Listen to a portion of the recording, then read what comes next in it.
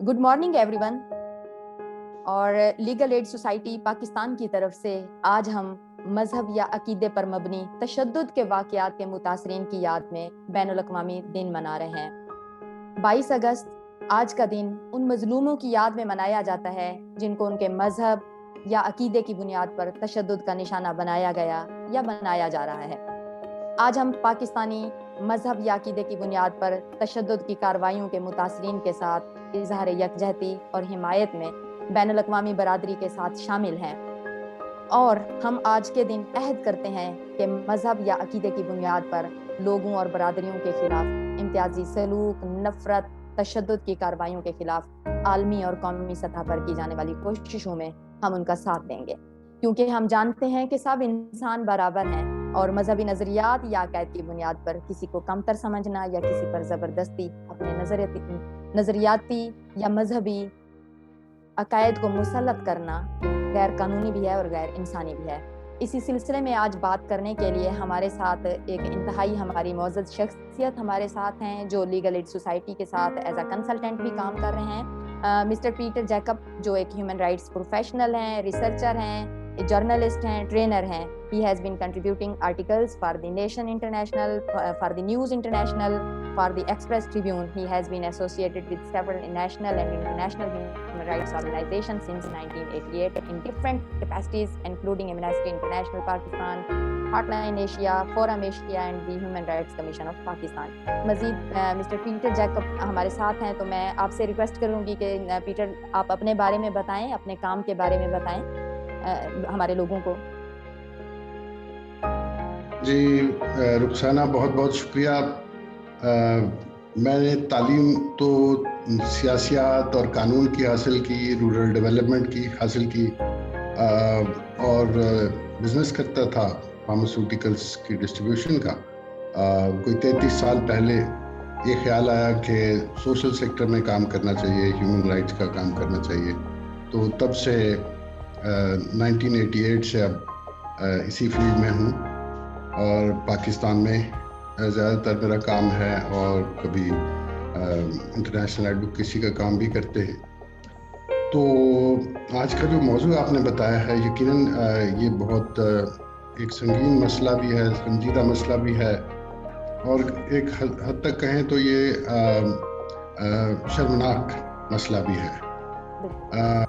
तशद्दुद के जो रुझानात हैं वो यकीनन आपने उस तशद्दुद का जिक्र किया और उस अज़ियत का जिक्र किया जो मज़हब के नाम पर दी जाती है या मज़हब के हवाले से की जाती है। यकीनन ये बात जहन में रखनी होगी कि इनमें से बेशतर औक़ात ये जो तशद्दुद मज़हब के नाम पर किया जाता है वो बाकी तशद्दुद की असनाफ़ और अक़साम के साथ जुड़ा हुआ है। मिसाल के तौर पर इस तशद्दुद के बेशतर औक़ात सियासी मकासद होते हैं, क्योंकि वो छोटे जो शनाख्तें हैं या कम तादाद के जो मज़हब की शनाख्तें हैं जिन्हें मज़हबी अक़लियतें कहा जाता है, उनके ख़िलाफ़ होता है। और कभी कभी इनमें फिर फ़िरका वाराना सतह पे भी ये तशद्दुद इस्तेमाल होता है। तो उसका बुनियादी मकसद ताकत का हसूल होता है, इख्तियारात पर कब्ज़ा होता है। इसलिए आप उसको सियासी जो पॉलिटिकल वायलेंस है या सियासी नौयत के वायलेंस है वो भी कह सकते हैं। फिर मज़हब के नाम पर जो इम्पोजिशन होती है सिन्फ पे, ख़ास तौर पर ख़वातीन पे, कि वो ये करें, ये ना करें, ये करें तो वो गुनाहगार, ये करें तो मासूम, और मासूम भी कितने मासूम। उनके ऊपर मुख्तलिफ़ किस्म का ज़हनी जिस्मानी तशद्दुद ज़रूर होता है, समाजी दबाव ज़रूर होता है, एक सोशल कंस्ट्रक्ट है जेंडर का जो इम्पोज किया जाता है, तो वो भी मज़हब के नाम पे होता है, क्योंकि तो आप उसको उसमें भी शामिल कर सकते हैं। इसी तरह से जो ऊंच नीच पाई जाती है मुल्की निज़ाम में, जब ये कोई उसमें इखराज हकूक़ का जो है वो किया जाता है या हकूक़ के दायरे से ख़ारिज करके लोगों की पसमानदगी का सामान किया जाता है, तो आप उसको एक स्ट्रक्चरल प्रॉब्लम कह देते हैं, एक सिस्टमिक प्रॉब्लम कह देते हैं कि ये निज़ाम के साथ जुड़ी हुई इम्तियाजी सलूक है। और امتیازی سلوک کے ناطے وہ پسماندگی ہے جو مذہب کے شناخت کی بنیاد پر امپوز کی جاتی ہے. تو اس کی کئی شکلیں ہیں، ہمارے ملک میں بھی ہیں اور دنیا میں بھی پائی جاتی ہیں. آپ نے جو عالمی دن کا ذکر کیا تو در حقیقت یہ ہے کہ بہت سے ادارے، خاص طور پر پیو ریسرچ فورم جو ہے وہ ہر سال ایک ڈیٹا جمع کرتا ہے کہ کتنا تشدد ہوا ہے یا کتنے لوگ مارے گئے مذہب کے بنیاد پر. یہاں آپ کو پتہ ہے کہ لوگوں کو مذہب یا عقیدے کی بنیاد پر عدالتوں میں قتل کر دیا جاتا ہے، چوراہوں میں مار دیا جاتا ہے، گھروں پہ ان کے ساتھ ظلم کیا جاتا ہے، بستیاں اجاڑ دی جاتی ہیں. تو یہ تشدد کی وہ ایکسٹریم فارمز ہیں جو کبھی معاشروں میں در آتی ہیں. اس کو آپ ایک طرح سے سوشل ہاسٹیلٹی بھی کہہ دیتے ہیں مذہب کے نام. تو کسی کے خلاف کوئی جذبات ابھارنا، یہ کوئی جماعت اپنے ذمہ لے لیتی ہے اور اس بنیاد پر وہ ایک کیمپین کرتی ہے. وہ خاص طور پر جسے کہتے ہیں ہم کفر کے تصور کو استعمال کرتی ہیں یا وہ توہین کے تصور کو استعمال کرتی ہیں. تو چاہے ہمارے ہمسایہ ممالک میں بھی کئی مثالیں ہیں، جنوبی ایشیا میں بھی کئی مثالیں ہیں. تو آپ یہ کہہ سکتے ہیں کہ یہ تشدد کی بیشتر اقسام جو پائی جاتی ہیں ان میں موب سائیکی کو استعمال کیا جاتا ہے، ریاستی قوانین کا سہارا لیا جاتا ہے، مذہب کی ایک گمراہ کن تشریح کے ذریعے سے جو لوگوں کے خلاف نفرت انگیزی کا سامان کرتی ہو وہ اس کو استعمال کیا جاتا ہے. تو اس پہ آپ کہہ سکتے ہیں کہ نظام سے جڑی ہوئی یا انسٹیٹیوشنل ڈسکریمنیشن اور ہاسٹیلٹی وہ بھی شامل ہے، اور اسٹیٹ کی طرف سے کبھی کبھی ریسٹرکشنز لگائی جاتی ہیں کہ آپ اپنے آپ کو فلاں کہہ سکتے ہیں، فلاں نہیں کہہ سکتے، فلاں شناخت استعمال کر سکتے ہیں. یا مثال کے طور پاکستان میں ہمارا آرٹیکل 260 ہے، وہ شہریوں کو 8 قسم کی مذہبی شناخت عطا کرتا ہے اور کہتا ہے کہ آپ یہ ہو سکتے ہیں. اس کا مطلب ہے کہ کوئی نامی 10ویں کوئی شکل اور اگر ہو، اپنے آپ کو کسی اور عقیدے سے ایسوسیٹ کرتا ہو، تو وہ آئینی طور پر تسلیم کردہ مذہب نہیں ہے. تو اس طرح سے جیسے چائنا مثال کے طور پر اس میں 4 مذاہب ہیں، اس کو تسلیم کیا گیا ہے، باقیوں کو نہیں کیا گیا. انڈونیشیا میں ایسا ہے. تو ایسے جہاں جہاں کہیں کچھ ہوگا کہ لوگوں کو مذہبی شناخت اپنانے یا ترک کرنے کے بارے میں اس کے اوپر ریسٹرکشنز ہوں، یا وہ کچھ اپنے کہ آپ فلاں جگہ پہ عبادت گاہ بنا سکتے ہیں یا نہیں بنا سکتے، یا فلاں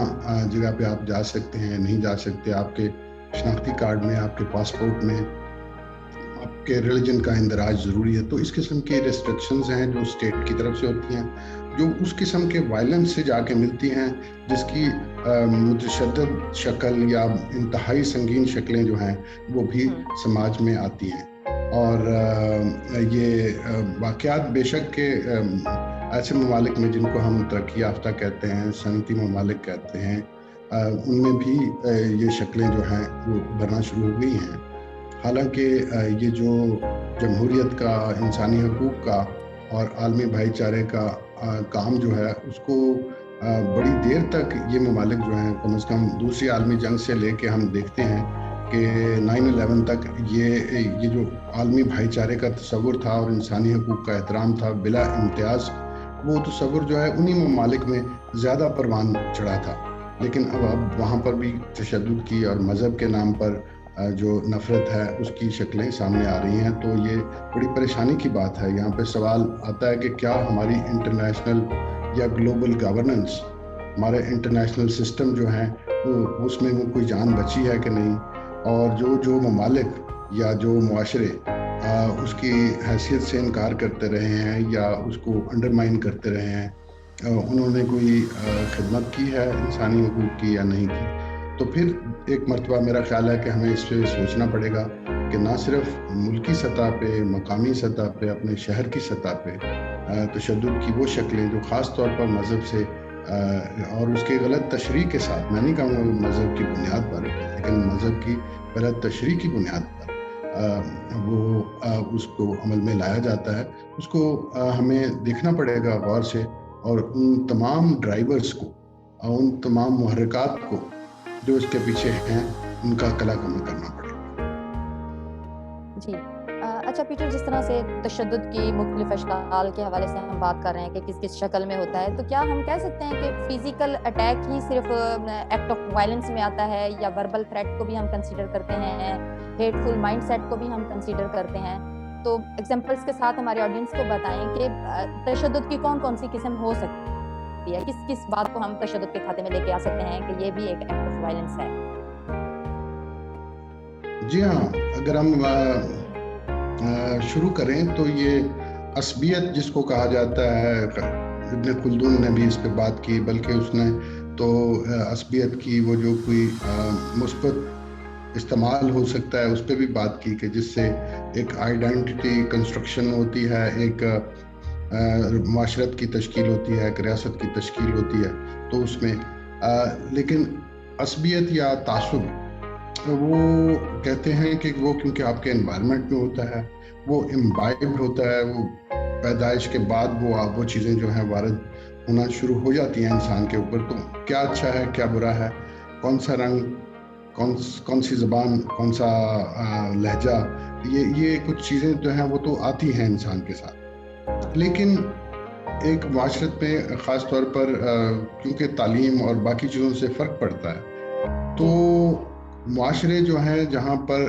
منصفانہ طرز عمل، منصفانہ رویے، سلوک، آپس میں اشارے اور منصفانہ نظام وہ اس کے اندر ترقی کر رہے ہوتے ہیں یا اس راستے پہ چلے ہوتے ہیں، تو وہ ان تعصبات سے اپنی جان چھڑاتے ہیں، اور ان تعصبات سے جان چھڑا کے پھر وہ ایک ایسے معاشرے کی تشکیل کرتے ہیں جہاں پر ہر کسی کے لیے کچھ نہ کچھ قبولیت ہو، بجائے یہ کہ ان کو کسی نہ کسی بنیاد پر امتیاز کا نشانہ بنائے۔ یہ جو انفرادی رویے ہوتے ہیں وہاں پر تعصب وہ ایک کام ہوتا ہے، اور پھر اگر وہ کسی نظام میں ڈل جائے، کسی معاشرتی سیاسی نظام میں ڈل جائے، تو اس کو آپ ڈسکریمنیشن یا امتیاز کہتے ہیں۔ اب سوال یہ ہے کہ یہ جو امتیازات ہیں، مثال کے طور پر کوئی شخص ہے تو وہ اگر کہے کہ ہاں جی میں کوئی انگلش سننا پسند نہیں کرتا، میں اردو سننا پسند نہیں کرتا، یا فلاں زبان مجھے سمجھ نہیں آتی تو میں تو وہی سنوں گا، میں فلاں میوزک سنوں گا، تو ایک ایسا بنائن قسم کا جسے کہتے ہیں کہ غیر کوئی خطرناک بات نہیں ہے، وہ کوئی ایسی بات کہنا کہ ہاں جی مجھے اس وقت پانی پینا ہے، میں اور کچھ نہیں پی سکتا تو یا پی سکتی، تو یہ تو ایک نیچرل چوائس کا معاملہ ہو گیا۔ اب یہ چوائس کی امپوزیشن جو ہے کسی دوسرے پر، اور یا کہنا کہ یہی ایک حقیقت ہے باقی سب غلط، یہ وہ رویہ ہے جہاں پہ آپ کہہ سکتے ہیں کہ ایک انٹالرنس پیدا ہوتی ہے۔ ایسے نظریے کو لے کے اور اس کو پریچ کرنا، پرچار کرنا، اس کے گرد آرگنائزیشن بنا لینا، اور وہ کوئی کلٹ بن جائے، کوئی اس طرح سا، یا کوئی وہ سیاسی جماعت کی شکل اختیار کر رہے، تو پھر وہ اس کو آپ کہہ سکتے ہیں کہ اس کے اندر تشدد کی چیزیں آتی رہتی ہیں، جن میں مختلف شناختوں کی بنیاد پر، مختلف پہچان جو لوگوں کی ہوتی ہے اس کی بنیاد پر کسی کو اچھا کسی کو برا کہنا، وہاں سے ہیٹ سپیچ کا آغاز ہوتا ہے۔ اور آپ کہہ سکتے ہیں کہ تشدد کی جو ابتدا ہے وہ اسی سے ہے، کسی کو غلط اور کسی کو صحیح کہنا۔ اتفاق یہ ہے کہ ہمارے ادب میں، ہماری تعلیم میں، اور کہیں کہیں ہمارے مذہب میں بھی ایسا ہے کہ حقیقتیں دو ہی ہیں، یا روشنی ہے یا اندھیرا ہے، یا نیکی ہے یا بدی ہے، درمیان میں کچھ نہیں۔ تو وہ اس نیکی بدی کے چکر میں اور اس اندھیرے اجالے کے چکر میں ایسا ہوتا ہے کہ کبھی کبھی ہم انسانوں کو بھی ایسے ہی سمجھتے ہیں کہ یا تو وہ ٹھیک ہیں یا پھر وہ بالکل غلط ہیں، انہیں نہیں ہونا چاہیے، وہ ہمیں نظر ہی کیوں آتے ہیں وغیرہ۔ تو اس قسم کے جذبات شروع ہوتے ہیں، اور پھر بات جو ہے بڑی بڑی غلط کاریوں تک چلی جاتی ہے، بڑے بڑے حادثات اور سانحے وہ جنم لیتے ہیں۔ میں اگر آپ کی توجہ دلاؤں تو یہ جو 14 اگست کو لاہور میں مینار پاکستان پہ سانحہ ہوا ہے، بہت المناک، بہت شرمناک، اگر دیکھا جائے تو یہ جو ایک ہجوم کی نفسیات ہے، یہ ہجوم کی نفسیات، اس کو نہ صرف یہ کہ سمجھنا چاہیے، بلکہ اسی کو میں تو سمجھتا ہوں کہ اگر ہم کیس اسٹڈی بنائیں اور دیکھیں کہ ان نوجوانوں نے کیا ان پہ اثرات تھے، ان کے نفسیاتی اثرات تھے، تو سمجھ آ جائے گی کہ ہمیں کس چیز کا تدارک کرنا ہے، کون کون سی علاج ہیں جو ہمیں اس معاشرے کے کرنے ہیں، جو کہ میرے خیال سے بیمار ہو چکا ہے، اور جس کے یہ صرف ایک اظہار ہے اور بڑا بھیانک اور واضح اظہار ہے کہ معاشرہ جو ہے وہ کس طرف جا رہا ہے۔ تو پھر ہمیں میرا خیال ہے کہ اس چیز کی اس میں مدد مل سکتی ہے کہ ہم یہ دیکھیں کہ ہمارے ہاں جو تشدد کی سائیکی ہے وہ کس طرح سے ایکسیپٹنس میں اس کو لے لیا گیا ہے۔ مثال کے طور پر میں اگر آپ کو بتاؤں، میں لاہور میں رہتا ہوں کیونکہ، تو میں نے ایک اور پروگرام سنا ٹیلی ویژن کا، جس میں وہ لڑکے جو عام طور پہ گھومنے نکل آتے ہیں اور وہ یادگار پہ آئے ہوئے تھے، تو ایک ٹی وی ہوسٹ نے جا کے ان سے انٹرویو کیے، اور جو لڑکے جو دکھنے میں بڑے خوش شکل بھی نظر آتے تھے اور شاید بڑے اچھے سلجھے ہوئے نظر آتے تھے، سوٹڈ بوٹڈ پف بنے ہوئے اور اس طرح سے، اور کبھی کبھی کوئی انگریزی کا لفظ بھی بول لیتے تھے، تو جب ان سے یہ پوچھا گیا کہ مینار پاکستان کی کیا اہمیت ہے اور وغیرہ وغیرہ اس طرح سے وہ سوال کرتے ہیں نا اینکر پرسن، تو وہ پتہ چلا کہ ان میں سے کوئی بھی پڑھا لکھا نہیں ہے۔ جتنے لوگ انٹرویو میں آئے وہ بس ایسے ہی تھے، موٹر سائیکل مل گئی، وہ پتہ نہیں کیسے، یعنی اس طرح سے۔ اس سے ایک بڑی سماجی حقیقت کا پتہ چلتا ہے کہ ہمارے جو اربن سینٹرز ہیں، لاہور نہیں رہا، اسلام آباد، کراچی، فیصل آباد، پشاور، کوئٹہ، یہ اپنا آپ نہیں رہے، ان کا جو کلچر تھا وہ نہیں رہا۔ اب ایک ایسی لوٹ نوجوانوں کی آ گئی ہے جو شاید دیہات میں جو ناانصافی ان کے ساتھ معاشی ناانصافی ہوتی ہے ان کے خاندانوں کے ساتھ، وہاں سے نکل کے تو شہروں کا رخ کر لیا، یہاں آ کر وہ ایک ہجوم کا حصہ تو ہیں، نہ وہ ان کی جڑیں ہیں اس شہر میں،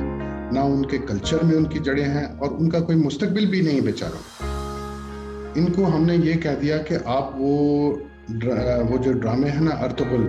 وہ دیکھا کریں،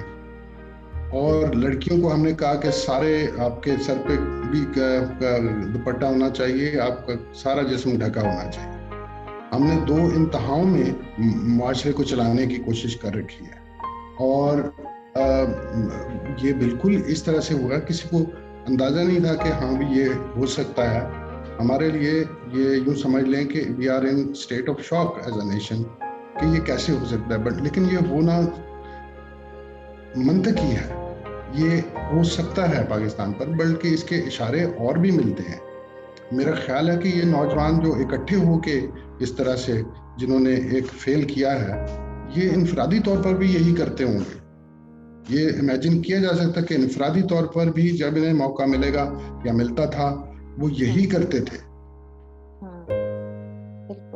وہ اس سے مختلف نفسیات نہیں رکھتے، ان کو لذت اسی بات میں محسوس ہوتی ہے کہ کسی کو اذیت دے سکیں اور جسمانی اذیت دے سکیں، اس لیے کہ ذہن پراگندہ ہو چکے ہیں، ذہن میں سکون نہیں ہے، اور اس کا علاج جو ہے وہ تو اب ان کا میں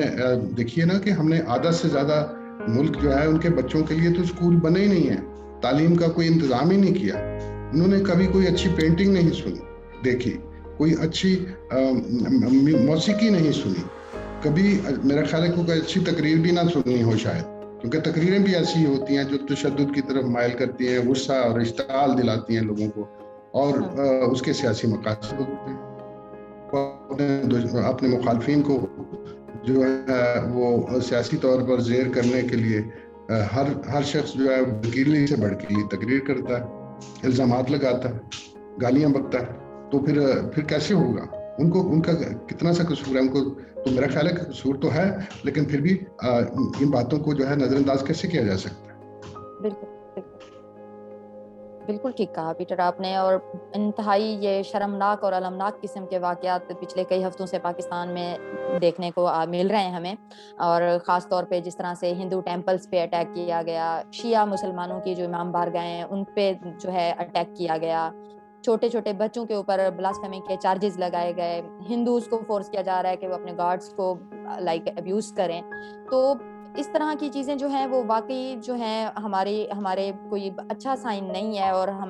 میں سمجھتی ہوں کہ ہماری گورنمنٹ کو جو ہے اس پر توجہ دینے کی ضرورت ہے۔ تو آپ جس طرح سے یہاں پہ موجود ہیں، تو میں چاہوں گی کہ آپ ہمیں سجیسٹ کریں، گورنمنٹ آف پاکستان کو سجیسٹ کریں کہ کیا پالیسی چینجز آپ سمجھتے ہیں کہ ہونے چاہیے، پاکستان میں انٹروڈیوس ہونے چاہیے، تاکہ اس طرح کے جو تشدد کے واقعات ہیں اور شرمناک واقعات ہیں ان کو نہ صرف کمی لائی جا سکے بلکہ فیوچر میں ان کو ختم کیا جا سکے۔ ایک وہ جو درمیان والی بات آپ نے کی ہے کہ ایک درمیان کا راستہ جو ہے وہ بتایا جائے کہ اچھائی اور برائی کے درمیان میں بھی کوئی راستہ ہے۔ تو آپ کیا کہیں گے کہ کیا پالیسی چینجز ہم لے کے آ سکتے ہیں؟ درمیانی جو جگہ ہے اس سے مراد وہ گرے ایریاز ہیں جو نیکی اور بدی کے درمیان، دو انتہاؤں کے درمیان، اور وہ بہت کچھ ہوتا ہے۔ وہ زندگی کی وہ حقیقتیں ہیں۔ وہ حمایت علی شاعر نے کہا تھا کہ حقیقتیں تو ہزاروں ہیں تشنہ اظہار، مگر وہ ایک حقیقت جو میرے لب پہ ہے، جو حرف حرف کہیں ہے تو زخم زخم کہیں، وہ فن کے طرز کی صورت میرے ادب پر ہے۔ تو یہ ہے کہ اس کے علاوہ بہت کچھ ہے۔ ایک تو ہمیں یعنی صحیح اور غلط، کفر اور اسلام یا کفر اور دین، صرف اس کے جمیلے سے باہر نکلنا چاہیے، اور بہت کچھ ہے، اور صرف صحیح اور غلط نہیں ہوتے۔ دوسری گزارش یہ ہے، آپ نے سوال یہ کیا کہ سرکاری سطح پر کون سے اقدامات لیے جا سکتے ہیں، تو اس پہ بھی شعر یہ ہے کہ یا چراغوں کو لب بام نہ رکھا جائے، یا ہوا پر کوئی الزام نہ رکھا جائے، یا چراغوں کو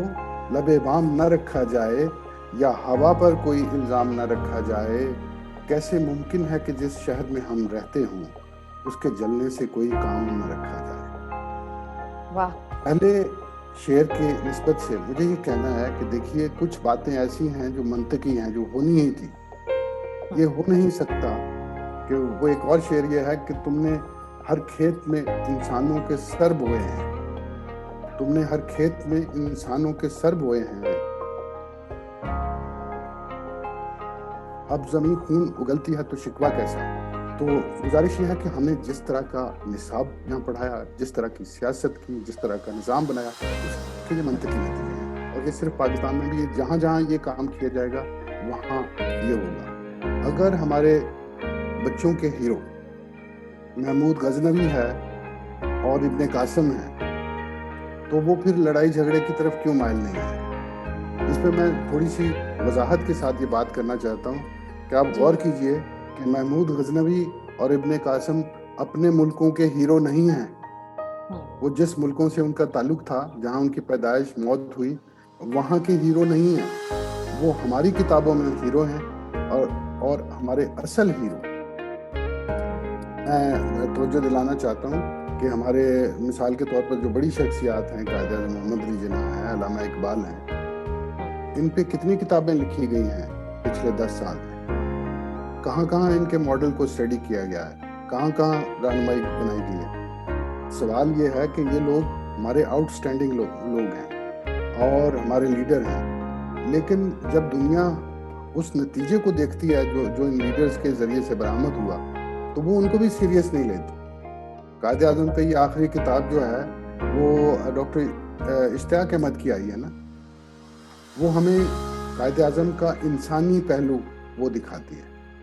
لیکن اس کو کوئی پذیرائی پاکستان میں نہیں ملے گی۔ وہ ناروے میں بیٹھ کے لکھ سکتے ہیں، تو کوئی تحقیقی کام وہ نہیں ہو رہا جس سے یہ پتہ چلے کہ یہ وہ لیڈر جو ہمارے اصل تھے، اور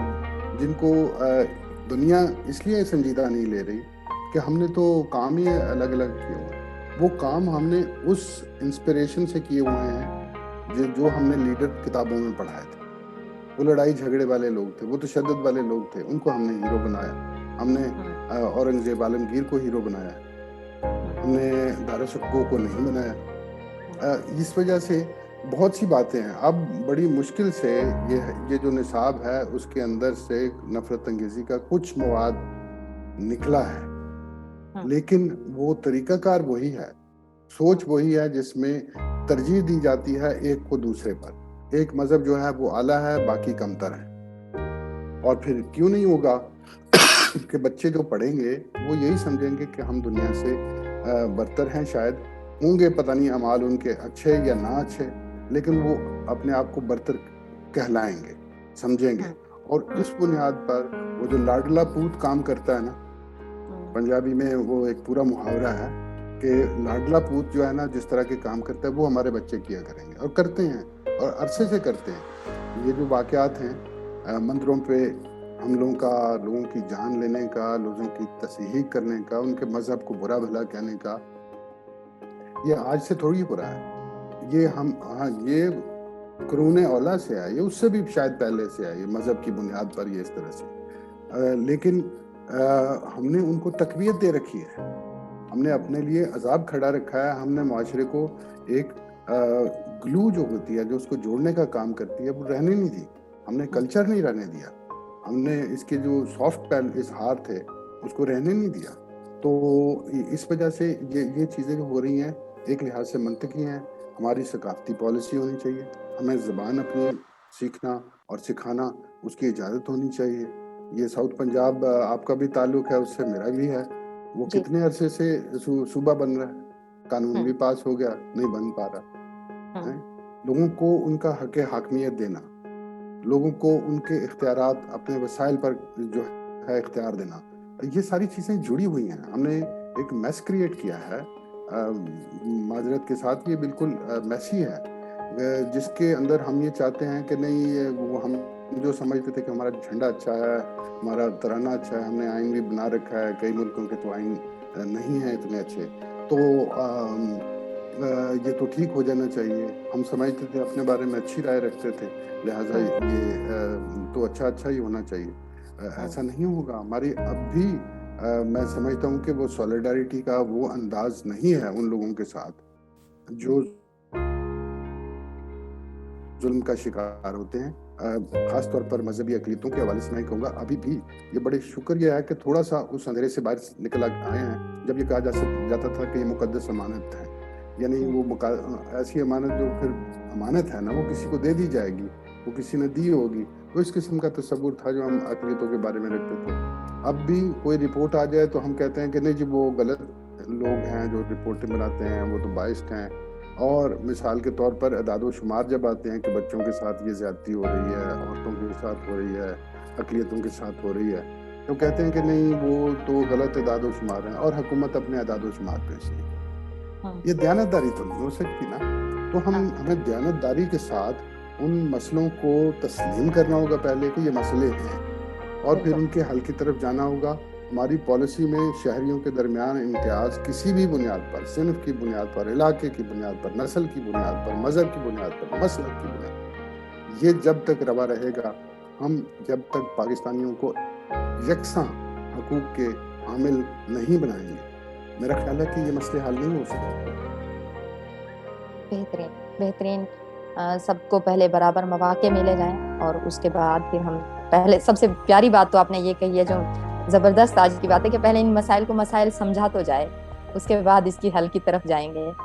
تو پیٹر آپ کیا کہتے ہیں کہ آج کل جو سوشل میڈیا ہے، ہم اس پہ بات کر لیتے ہیں، اس کا کیا رول ہو سکتا ہے ایک انٹرفیتھ ہارمنی کو کریٹ کرنے کے لیے، اور اس میں گورنمنٹ کا کیا رول ہو سکتا ہے سوشل میڈیا کے حوالے سے؟ آپ کیا کہنا چاہیں گے؟ میڈیم کی اہمیت تو ہے، کیونکہ یہ ایکسیسیبل ہے، آسان ہے، سستا ہے، اور لوگوں میں پاپولر ہے، لوگوں کے پاس وقت ہے آج کل پینڈیمک کی وجہ سے بھی، تو یہ چیزیں ہیں. لیکن میڈیم ڈپینڈنٹ ہوتا ہے میسج کے ساتھ کہ میسج کیا ہے. اتفاق یہ ہے کہ ہم نے کیونکہ اپنی مذہبی اور سیاسی فکر کو اس طرح سے کنفیوز کیا ہے، اور کہ یہ ہماری شناخت کے اعتبار سے، ہمارے مستقبل کے اعتبار سے بہت سی اس میں غلط فہمیاں، مغالطے پیدا ہو گئے. لہٰذا آپ دیکھیں گے کہ اس کا اچھا استعمال بھی ہو رہا ہے، برا استعمال بھی ہو رہا ہے. لہٰذا میڈیم بذات خود برا تو کچھ نہیں ہوتا، اس کا استعمال ہوتا ہے، اور اس کے اندر جو اس کا پیغام پایا جاتا ہے. پیغام، سوال یہ ہے کہ کیا عام پاکستانیوں کے پاس کوئی پیغام ہے؟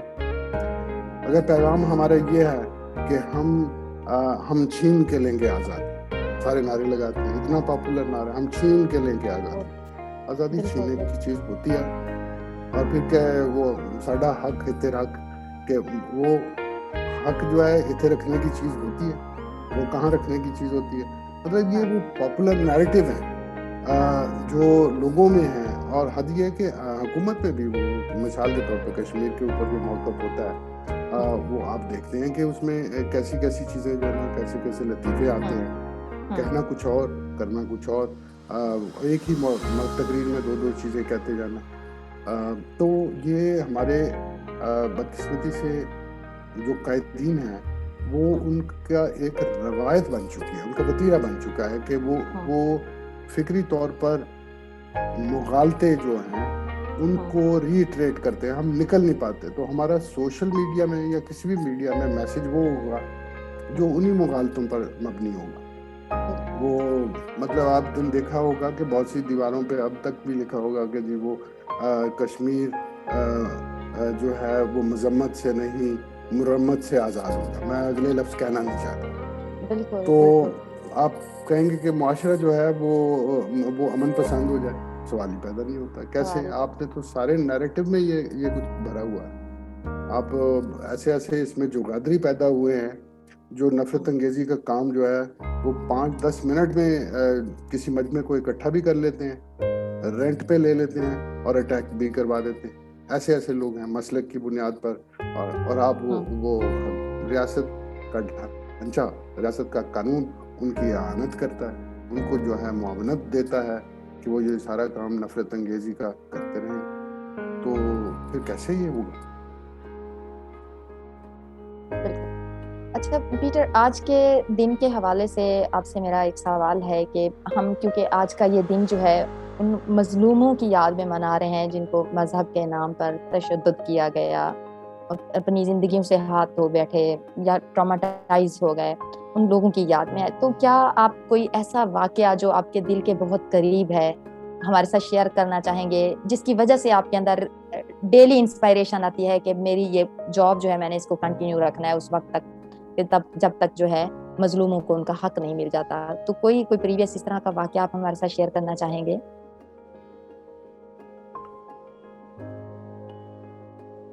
ہم جو تاریک راہوں میں مارے گئے. واہ. فیض صاحب کا جملہ تھا، مصرع تھا، جس میں انہوں نے ان لوگوں کو یاد کیا جنہیں مختلف طریقے سے اذیتیں دی گئیں اور مختلف بہانوں سے ان کو اذیت کا نشانہ بنایا گیا. ایک دو مصرے ان کے اور مجھے ذہن میں آ رہے ہیں جس میں انہوں نے کہا تھا کہ وہ کشتیاں چلانے والے کیا ہوئے، ہم آپ تو بوجھ ہیں زمین کا بوجھ اٹھانے والے کیا ہوئے، محنت کش. تو گزارش یہ ہے کہ اس معاشرے میں کیونکہ ہم نے بڑے عرصے تک ظلم اور ناانصافی کو اجازت دی ہے کہ وہ ہوتا رہے، تو کہانیاں تو بے شمار کہانیاں ہیں اور ہر روز نئی کہانی ہوتی ہے. میں بتا نہیں سکتا. ایسے مجبور لوگ پائے جاتے ہیں جو اپنی منتیں فریادیں جو ہیں وہ ہر کسی سے کر رہے ہوتے ہیں. وہ اداروں تک، خاص طور پر وہ جو قانونی امداد دیتے ہیں، آپ کا ادارہ ہے، میں نے کوئی 26 سال یہ کام کیا ہے قانونی امداد کا. تو بس یوں سمجھ لیجئے یہ تو بدن تار ہے، یہ تو جسم زخم ہے. اور بے شمار کہانیاں، کس کہانی کو اس قابل سمجھا جائے کہ وہ زیادہ رلاتی ہے یا اس سے انسان جو ہے ترغیب پکڑتا ہے کہ ناانصافی کے خلاف برسر پیکار رہنا ہے. نظام کی ناانصافی خاص طور پر انفرادی طور پر کبھی تو ہو جاتا ہے کہ ہاں جو کیونکہ مخالفین ہوتے ہیں، ظالم لوگ جو ہوتے ہیں، ظلم ڈھانے والے ہوتے ہیں، وہ پھر آپ کے مخالف ہو جاتے ہیں اور یہ چیزیں ہوتی ہیں، یہ انفرادی. اسی لیے تو یہ جو آئی رحمان صاحب ان کا ہمیں چھوڑ کے گئے ہیں 12 اپریل کو، وہ جب ہیومن رائٹس ڈیفینڈر کی تعریف کرتے تھے تو وہ یہ کہتے تھے کہ وہ ماں جو اپنے بچے کے کی تعلیم کے حق کے لیے، اس کی خوراک کے حق کے لیے آواز اٹھاتی ہے جدوجہد کر کے، وہ بھی ہیومن رائٹس ہے۔ تو اس اعتبار سے میں یہ سمجھتا ہوں کہ ایک اچھی بات پاکستان میں اور پاکستانیوں میں ہے، اور وہ یہ ہے کہ یہ ظلم کو آرام سے نہیں سہتے، یہ خاموشی سے نہیں سہتے، اور اسی وجہ سے یہ بات مجھے جو ہے ہمیشہ یاد دلاتی ہے کہ کسی نہ کسی طرح سے سماج مزاحمت کی شکل میں حالت میں رہتا ہے، اور مزاحمت یہ کیونکہ چل رہی ہے، اس وجہ سے لوگوں کی وجہ سے اس بات کی توقع کی جا سکتی ہے، یہ کی جا سکتی ہے کہ پاکستانی ان خرابیوں کو، نظام کی خرابیاں، تشدد اور یہ جو بہیمانہ سلوک ہے انسانوں کے ساتھ، غیر انسانی سلوک ہے، اس کو برداشت نہیں کریں گے اور اس کو تبدیل کرتے ہی رہیں گے۔ جی پیٹر، میرے ذہن میں آپ کی باتیں اور آج کے دن کے حوالے سے وہ ایک لائن اپنی ہی لکھی ہوئی یاد آ رہی ہے کہ کتنے ناداں ہیں یہ مسجد و مندر کو گرانے والے، کتنے ناداں ہیں یہ مسجد و مندر کو گرانے والے، خدا کے نام پہ ہی خدا کے گھر کو جلانے والے۔ تو اینڈ پہ پیٹر میں چاہوں گی کہ جو ہمارے گلوبل لیڈرز ہیں ان کے لیے آپ کیا میسج آج کے دن کے حوالے سے دینا چاہیں گے کہ یہ جو المناک کہانیاں ہیں ان کا تو کوئی اینڈ پچھلے کئی دہائیوں سے ہو ہی نہیں رہا۔ دنیا کے آپ نے جس طرح سے عرض کیا ترقی پذیر ممالک ہیں یا ترقی یافتہ ممالک ہیں، تو آخر اس لا قانونیت کی اور اس بے شعوری کا کہیں پہ تو اختتام ہونا ہے۔ آپ آج کے دن کے حوالے سے تھوڑا سا کوئی گائیڈ کرنا چاہیں، اپنا پیغام دینا چاہیں گلوبل لیڈرز کو کہ وہ ان کو کیا ایکٹس کرنے کی ضرورت ہے جس سے ہم اس دنیا کو انسانوں کے رہنے کے قابل بنا سکیں اور سب کے لیے ایک پرامن فضا جو ہے اس کو ہم برقرار رکھ سکیں۔ رخسانہ، یہ بہت اچھا آپ نے کیا، توجہ دلائی کہ گلوبل لیڈرشپ ہونی چاہیے۔ اس وقت جو ملکوں کی لیڈرشپ ہے وہ گلوبل لیڈرشپ نہیں ہے، چند ایک جگہ پہ ہے، نیوزی لینڈ میں ہے، کینیڈا میں آپ کہہ سکتے ہیں، شاید ایک دو اور مثالیں بھی مل جائیں آپ کو، لیکن جو لیڈرشپ ہے ان کا گلوبل نہیں، فوکس لوکل ہے، وہ لوکل پالیٹکس کرتے ہیں اور انٹرنیشنلزم میں بلیو نہیں کرتے۔ وہ جو ملٹی لیٹرل فورمز بنے تھے اور جو ملٹی لیٹرلزم تھا، ملٹی کلچرلزم تھا، وہ اس کا ایک ڈکلائن ہو رہا ہے۔ پچھلے 20 سالوں میں ہم نے اس کا ڈکلائن ہوتے دیکھا ہے، اور اس سے پیشتر البتہ یہ تحریک جو ہے بین الاقوامیت کی اور بین الاقوامی سماج کی یا بین الاقوامی خاندان کی کہنا چاہیے، وہ تحریک اور فکر وہ بڑی مضبوط ہوتی جا رہی تھی، اور پھر ایک وقت آیا کہ وہ فالٹ لائنز جو اس میں پہلے سے موجود تھی، ہاں کچھ لوگ جو ہے نا آپ کہہ سکتے ہیں کہ اس راستے پہ چلے ہوئے تھے، کچھ نہیں مانتے تھے، وہ بین الاقوامیت کو نہیں مانتے تھے، وہ ہجرت بھی ہوتی تھی، کوئی مائگریشن اور اس کے فائدہ اٹھانے والے میں تو تھے، لیکن وہ بین الاقوامیت کے انسانوں کی مساوات کے یا انسانوں کو ایک کنبہ سمجھنے کی سوچ تک نہیں آئے تھے۔ اب بھی اتفاق سے لیڈرشپ جو ہے میں سمجھتا ہوں کہ اس کو ضرورت ہے اس بات کی کہ وہ گلوبل سینس میں سوچیں، وہ گلوبل لیڈر بنیں۔ وہ تو اپنی جو ہے علیحدہ گریڈینٹ کی تعمیر کر کے تو وہ سمجھتے ہیں کہ وہ لیڈر بنائیں گے، بلکہ ان میں مثال کے طور پہ اگر اپنے ملک میں ہی لیں تو اپنے جیسے دوسرے لیڈر ہیں ان کے لیے برداشت بہت کم ہے۔ وہ گلوبل لیڈر کیسے بنیں گے؟ وہ تو اپنے گھر کے لوگوں کو برداشت نہیں کرتے، وہ تو اپنے پارٹی کے لوگوں کو شاید برداشت نہیں کرتے، اپنے ملک کے لوگوں کو برداشت اس طرح سے نہیں کرتے، تو وہ گلوبل لیڈرشپ کیسے بن جائے گی؟ یہ تو وہ آئے گا، وہ بتائے گا جو انسانوں میں فرق نہ کرتا ہے۔ وہاں گلوب پہ تو ہر قسم کا انسان بچتا ہے، تو جس کے اندر کوئی تعصب موجود ہے،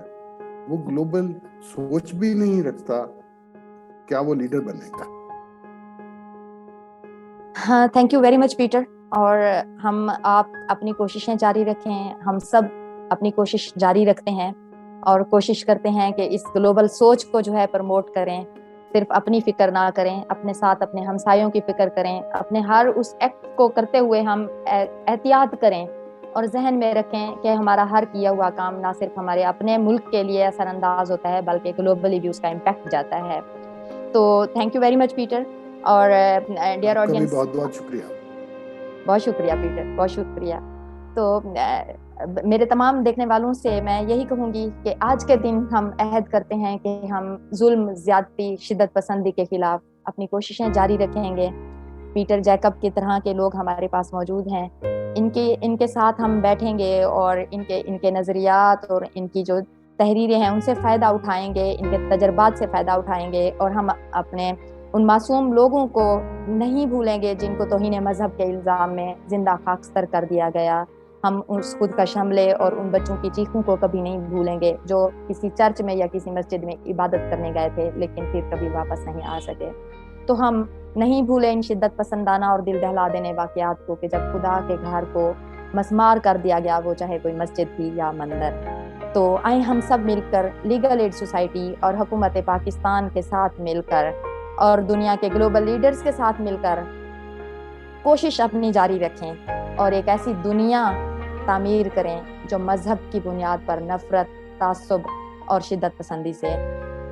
آزاد ہو, جہاں سب انسان برابر ہوں, جہاں ہر فرد کو اپنے وجود اور اپنی فکری صلاحیتوں کا کھل کر اظہار کرنے کا موقع مل سکے. تو ہمیں دنیا میں کہا جاتا ہے کہ کچھ ناممکن نہیں ہے, تو ایک دن آئے گا جب اس معاشرے میں, اس ملک میں, اس دنیا میں امن ہوگا, سب انسان برابر ہوں گے. آج کے دن ہم عہد کرتے ہیں کہ ہم اپنی ذاتی, انفرادی اور اجتماعی کوششیں جاری رکھیں گے اور ہم مذہب کی بنیاد پر شدت پسندی کی روک تھام کرنے کے لیے اپنی کوشش جاری رکھیں گے. تھینک یو ویری مچ آپ سب کے ٹائم کا.